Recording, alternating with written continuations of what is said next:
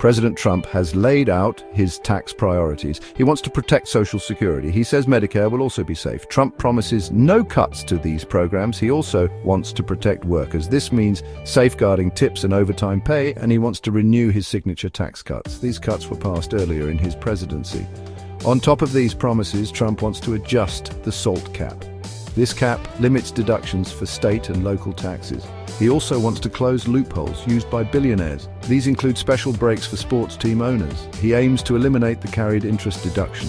This benefits wealthy investors. Trump's tax plan tries to balance competing interests. He wants to cut taxes for many Americans. He also wants to protect social programs, and he aims to make the tax code fairer. This is a lot to accomplish. It remains to be seen how he will achieve these goals.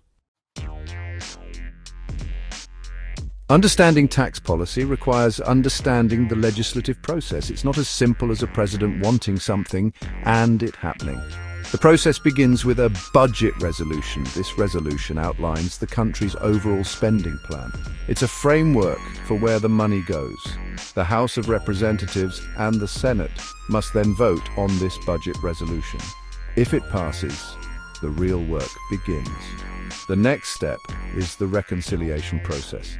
This is where congressional committees get involved. They draft the actual legislation based on the budget resolution. For taxes, the powerful Ways and Means Committee takes charge. They determine the specifics of tax policy.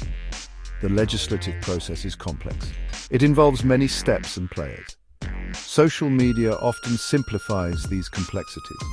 It's important to look beyond these surface-level discussions. Understanding the process is crucial for informed civic engagement.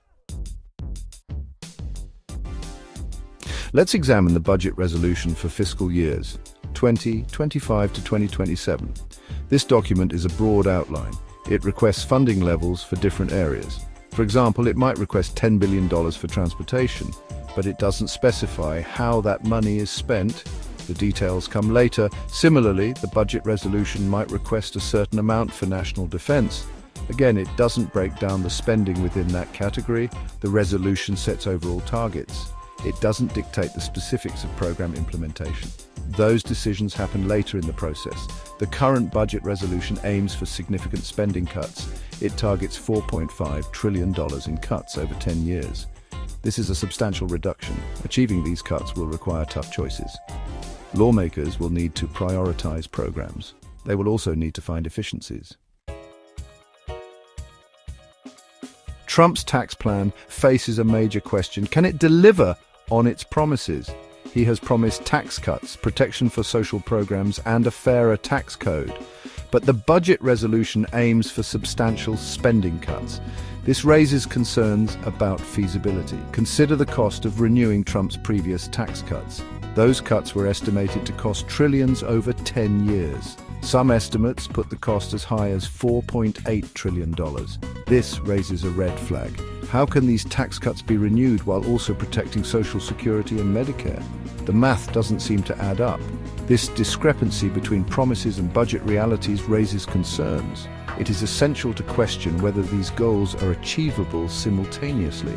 Scrutiny of the proposed budget and its implications is crucial. Citizens must hold their elected officials accountable for responsible fiscal policy.